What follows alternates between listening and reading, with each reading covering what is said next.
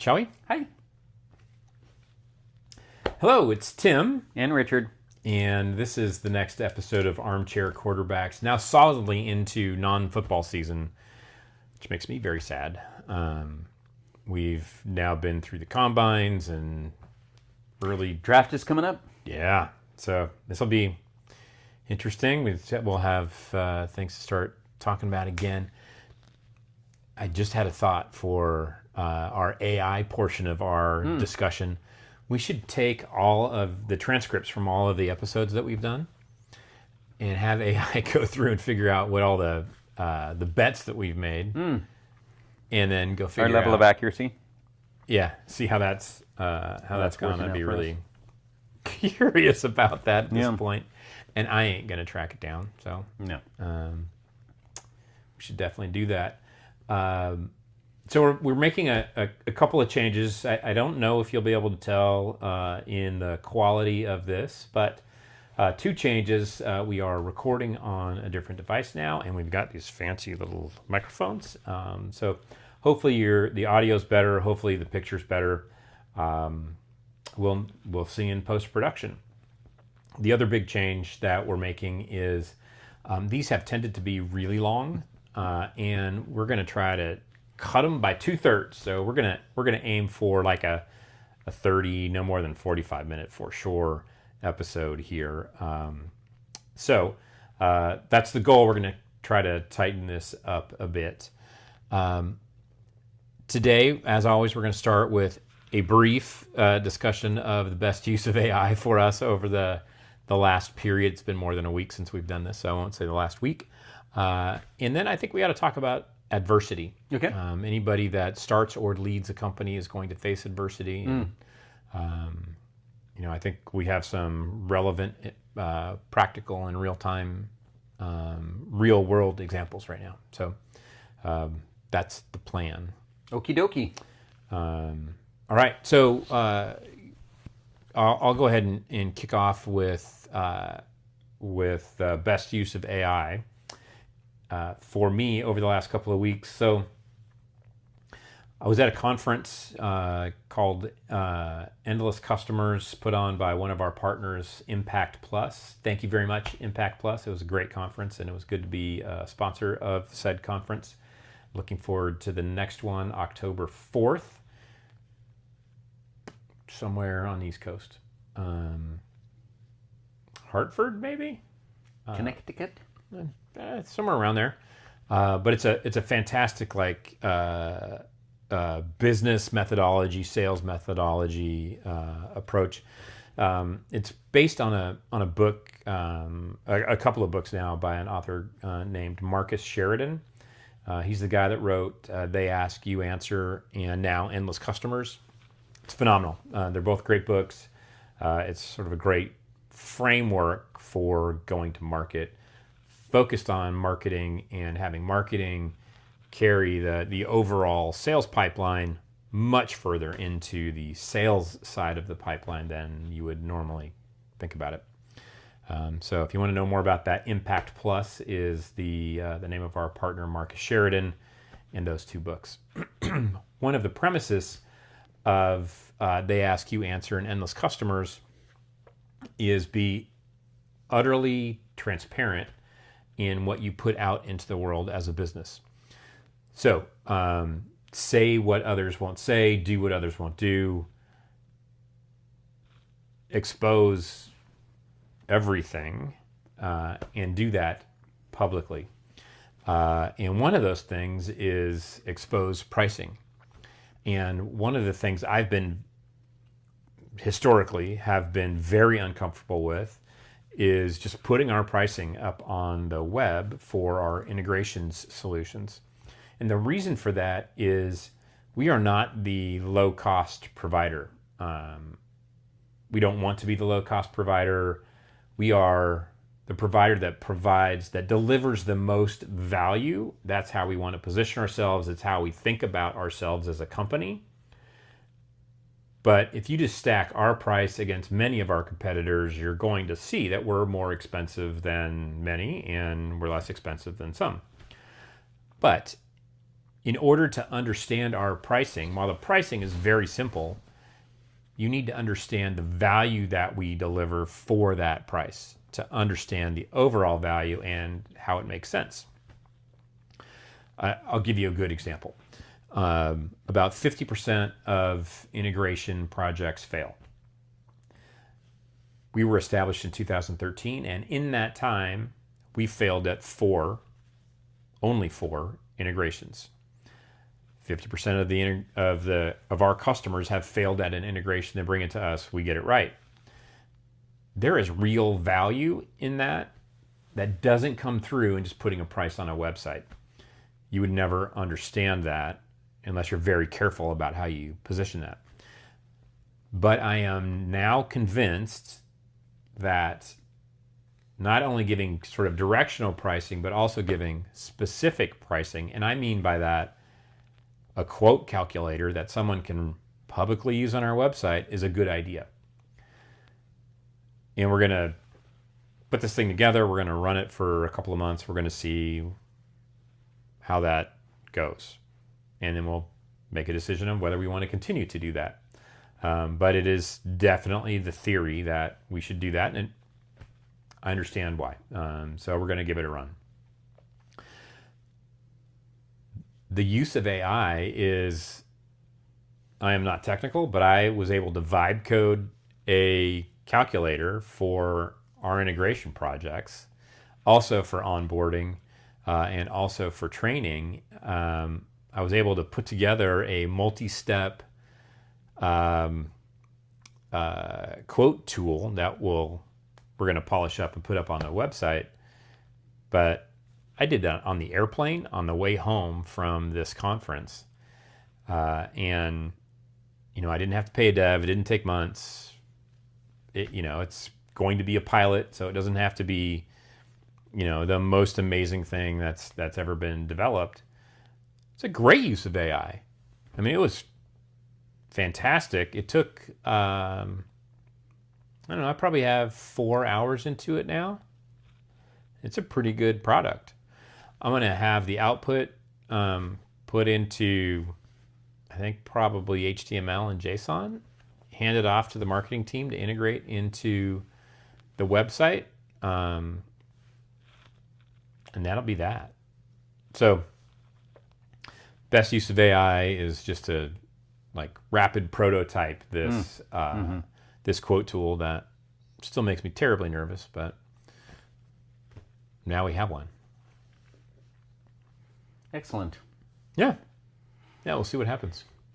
I have another AI fail. The AI fail is when you're calculating the value of options and warrants, there is a methodology out there called Black-Scholes, named after the people that invented it. It is math. You can go online and find a Black-Scholes calculator, and you put in the 5 variables, and it tells you how much that warrant, that option is worth. If it's just math, when I'm sitting with my phone, I should just be able to say, hey, what is the Black-Scholes valuation of a warrant with the following variables, right? Exercise price, stock price, volatility, discount rate, and length, right? There's only 5 pieces to it. It gave me an answer. Let's just say the answer was 4. And 4 didn't seem right. I'm like, can you check that answer? Is that the right answer? The answer is 5. Wait, but you just said the answer is 4. The answer is 4. No. Like, what is the right answer? This is math. Like, using the Black-Scholes model math, what is the value of a warrant with these 5 variables? The answer is 5. Why have you given me wrong answers? Well, your volatility was really high, so I had to make a guess, and I just guessed wrong, right? It apparently did not use, because the math is difficult, it did not use the actual math. It was using sort of guesstimation to get there. And it's like, I didn't ask for you to frickin' wing it. I wanted an answer. And so I'm not sure now when I'm asking for usage rates, growth rates, prices of thing, like, if you can't get math right, if 1 + 1 doesn't equal 2 Every time. every single time, then I am starting to worry about your other answers that you give me. Yeah. So that was very disappointing. Yeah. And, concerning. Yeah. Yeah. Yeah. Yeah. And you don't want to have to look over its shoulder on every calculation. In building this quote calculator, our quotes are built on the number of hubs and fixed rate and the number of directions that something's sinking. I mean, it's just not that hard. The calculator initially was capping out at an arbitrary number of hubs. So let's say it's three different hubs, contacts, companies, deals. It would cap out at that. Well, there's a bunch of other ones that could be done. So you could do 5, 8, 10 hubs. And it was just like, nah, 3's good. Yeah, what I never. Hey, wait, no. Why would you draw that? Why does that? I need you to think the way I have asked you to, not go on your own thing. Yeah. Anyway, that was problematic because this is the sort of thing where there's an answer, Yeah. and I was looking for an answer, and it's like, man, orange. No, I want The answer. the answer, Yeah. not all the colors of the wind. Yeah, no, that's disconcerting. So now I've got a client saying, well, actually, I got a completely different answer. After I had it do the math, I checked the math in the formula itself, got the copy of the formula itself, was double checked. I'm like, I should have just gone with an online calculator. I should have gone to one of the sites that you can go to and do the calculation, which is what they did. Now I have to figure out why there's a difference, right? Because I was eyeballing it on my phone. I kind of know what the calculation is. I saw it was looking right, but now they're questioning the answer, so now I got to go figure it out. So it's created more work for me, not less. Yeah. Yeah. That's not why I use it. And created uncertainty, which is uncomfortable. Yeah. Yeah. This is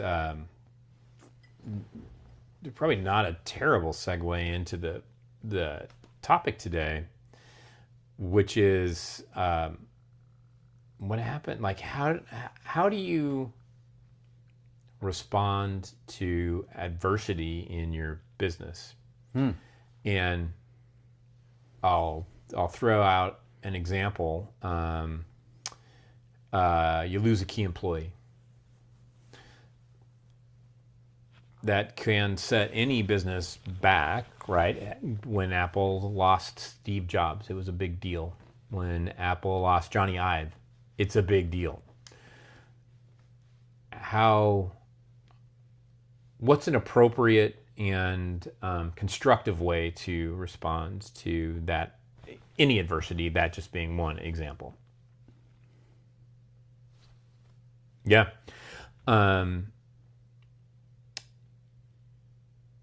I don't know that this is, in fact, I know that this is not the right or best answer, but I'll tell you how I deal with stuff like that, and that is just to double down on effort. And I think the reason I do that is it makes me feel better, like I'm taking Something action. you can control. Yeah, taking action. No, Yeah, you're right. Taking action is a better way to. And I don't. There's a much more strategic answer to this. There's a better best practice than just sort of grind, which does tend to be my way. I'm a long-time sales and marketing leader. You miss a couple of quarters in a row, and you're like, "Oh my God, okay, well, I'm now going to work 80 hours a week as opposed to 60 hours a week, and I'm going to do more, even if that activity is not necessarily the most productive activity." So the smart thing to do would be to take a breath as opposed to just grind, right? Just do 80 hours instead of 60 hours. Take a breath, develop a plan, execute the plan. So maybe that's my answer to this, right?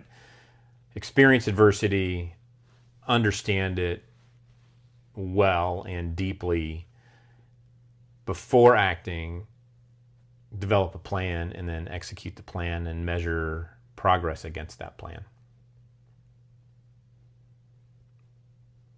Adjust at milestones throughout the plan if you're not going in the right direction. Yep. Just having milestones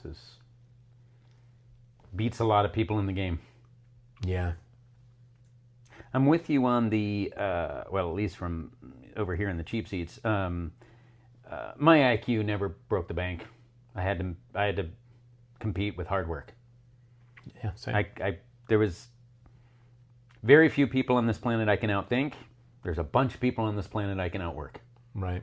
And so that is a comfortable place. Yeah. Right? That is a comfortable place because that's the place at which I can compete. But stepping back, I think two things. One, having been in a bunch of young stage companies, I can absolutely say that the water's going to get shallow at some point. Right? 100%. I have not been in a company where that hasn't happened. And I can imagine even super successful companies, they have points too, where things just aren't going the way you want them to. So one of my sayings that I can't remember where I stole it from, but nothing I say is original. Everything I say is I got from somewhere else, is when the water gets shallow, the fish get mean. So your water's going to get shallow. The people you work with, yourself, you'll take it home. The fish will get mean. But the nice thing about humans is we've got metacognition. We can think about how we think. And so as long as we can put in some stops, some breaks in there to be able to say, crap, the fish are mean. Maybe it's just because the water's shallow. It's happened before, it's going to happen again. Maybe we can talk about that and be like, look, the water's shallow, we're being dicks to each other, whatever, insert a thing here, insert acknowledgement here, and be like, but I love you like a brother, but I see you more than I do my wife, but I wouldn't rather do this than anyone else, but I can't wait to see what you do on the next set of downs. Pete Carroll. Right? Yeah. Right? Yeah. Fantastic lesson. Yeah. Right? The water's shallow. We can choose something other than get mean. It's natural for the fish to get mean. It's what the fish do. Yeah. We can rise above. So I'll start there and say, for those of you that are entrepreneurs, the early stage people, your water is going to get shallow. The fish are going to get mean. You can rise above it. And in fact, you could probably talk to people now while the going is still good and say, you know what? Here's how we're going to handle when the stuff gets bad. Right? You can have that conversation. The same way, hopefully, you do with your partner in that, here's how we're going to talk about children. Here's how we're going to talk about if one of us loses a job. Here's how we're going to, right? Or at least say, gosh, we lost our job. I know everyone's going to stress about money. Whatever it is that makes the family water shallow. You have to think about, but you know what? I love you more than I hate this situation, so I'm going to be good. Right? I'm going to rise above. Anyway, so there's that. So I'd say that's bucket number one thing that on this subject. The second I got from a famous VC out of the Seattle area, who's not in the Seattle area anymore. He's in the New York area. I had him. I knew him for a while, and smart person. I had him when we first developed the venture investing class at the University of Washington. I had a bunch of VCs as my guest speakers, and he was one of my guest speakers. And so the students, he went through a shtick, and the students were asking questions. And one of the students said, when you don't see eye to eye with the entrepreneur, like when you don't see eye to eye, it's time for a change, what's that like? Right? What's that like? And so that's a water shallow moment, right? Like whatever got them to that. And you see him take a breath and he raises his eyes to the ceiling and he's kind of looking, so you can see that there's, this isn't theoretical pain. This is something that he's been through. Where this is a break your heart moment. And he looked back at the students and he said, it's when going through hard times as a business that I have to remind myself that my responsibility is to, and having gotten my MBA and being in a university setting in the class and stuff, my brain, between the time he said the word to and he gave the answer, my brain was putting in all this sort of MBA speak, right? To my limited partners, to the shareholders, to the blah, right? And, it's when we're going through tough times, I have to remind myself that my responsibility is to the vision of the organization. And I thought that was a fantastic answer. And why is it a fantastic answer? Is if you're serving the vision of the organization, you're serving your limited partners, the other shareholders, the customers, the employees, your vendor. Like, you're serving all the individual constituents that I was putting in a hierarchy. Yeah. Your responsibility is to the vision of the organization. So I think if been there before, we'll be there again in terms of being in shallow water. If I can continue to remind myself that I need to hit the pause button and acknowledge the reason why we're here is because the water's shallow. That's affecting our decision making. It's affecting our interactions. It's affecting our plans. It's affecting our workflows. Can we please just stop, right? Can we please hit the pause button or whatever before we all start running around like chickens with our heads cut off trying to fix it? And think about what is the right thing to do in service of the vision of the organization. Yeah. And I think if we can do those two things, I think we've got the chance for a better path forward than doing what is exactly natural. And I've done it so many times myself, Tim, which is, crap, I didn't outthink this problem, so I better outwork it. Yep. And I'm just going to hit the gas pedal before I'm hitting fire before I've aimed.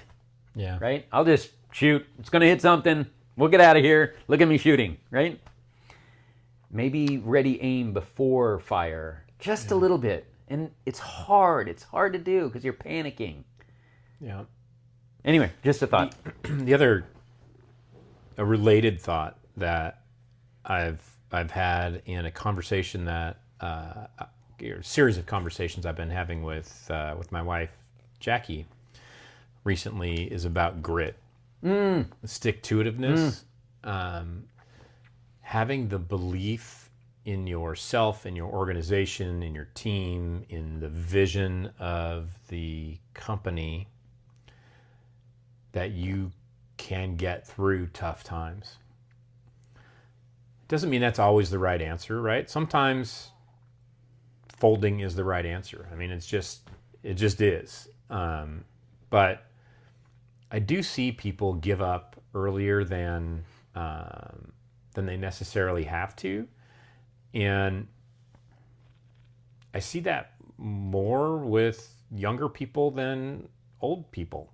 And I don't know if it's a cultural thing or a shift.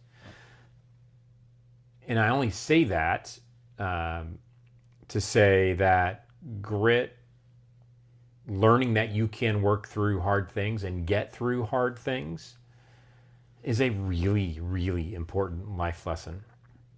And once you begin to build up that muscle that, oh man, right now sucks in my relationship, it sucks in my business, it sucks in my personal life, but I can get through it, and I know I can. That will serve you and those around you and those that you serve really well. So grit is important. 100% agree on that. Yeah, and I people are more resilient than I think sometimes they give themselves credit for. Yeah. Maybe that's, you put it in terms of age, but maybe that is a lesson that you do have to learn. I used to do a lot of triathlons. Right. I'm going to try to keep it short. I used to do a lot of triathlons, and I had a coach, and she was fantastic. And she said before one race, she's like, Richard, throw away this race. What I want you to do is I want you to go all out, give 100% as long as you can until you crack, right? Because you crack. until you crack, and then just walk the rest of the way, throw in the towel, like get back to the transition area, and your day is done. But what I want you to do is I want you to race all out until you crack. And what I found was my cracking point was a lot later than I thought it was going to be. And that was the lesson. Yeah. Right? Which is you think you don't give 100% because you think you need to save something for the sprint at the end, for something in the middle, right? There's a hill coming up, blah, blah, blah. And her point was, you're saving too much. You're actually more resilient than you think you are. You'll recover better than you think you will. You have more in the gas tank than you think you do. Yeah. Spend it. And see what happens. Give yourself permission to find out where your line is. Don't guess where your line is. I thought that was a fantastic thing. Such a good lesson. Right? Yeah, that's great guidance. Patty Sweetberg. Hi, Patty. So Patty Sweetberg, fantastic guidance. Yeah, that's so good. That's honestly, that's right. Yeah, that's good life lesson. But I think that dovetails exactly what you're talking about, which is, times are going to get tough. Yes, you can fold. Sometimes that's even the right answer. But if you fold too soon, what have you learned? What have you taught yourself? What have you figured out? What are you going to take into it next time? Right? Yeah. I think the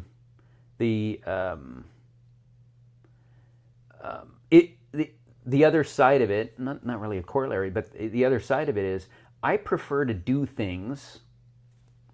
The businesses I like to be a part of solve hard problems. A business that solves easy problems, yippee, right? Yeah. And there's money in that, don't get me wrong. There's money in that. There's probably satisfaction in that. There's whatever.